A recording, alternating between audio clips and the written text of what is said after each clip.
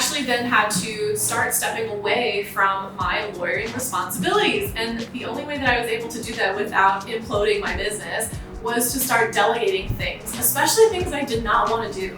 For example, like answering the phone. I did not want to answer the phone, and so there was a time where I was answering my own phone. And I had to understand that, no, there are way better things that I could be doing with my time than picking up the phone. And so I started learning to delegate and starting to just make a list of what is the least thing that I want to do in my daily life.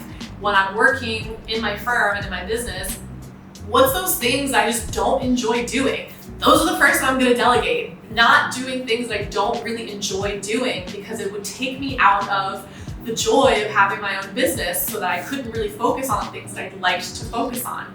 So I started learning that I needed to start delegating. In order to delegate, I needed to have processes, I needed to have written procedures, I needed to have videos of explaining things, of how to do tasks, because there's one thing that I don't enjoy, and that is repeating myself. And so I had to learn how to delegate things and get things off of my desk and let someone else handle it, so that I can then do more of the things that I enjoy doing. If I'm not spending time answering the phone, it's because I'm over here doing yoga or on another trip or learning about astrology or whatever it is that I want to be spending my time doing.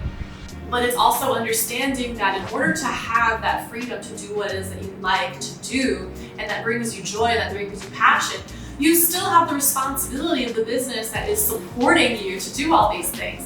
So I had to really step up into the delegation and be comfortable in delegating, because at the end of the day, no one's going to do the job as best as you can, but you need to hire someone who is competent enough to be able to do a good job representing your business, your image, your brand, so that you can trust them to do what it is that they're supposed to be doing, so that you can go and do what you're supposed to be doing and enjoy the freedom of having your own business.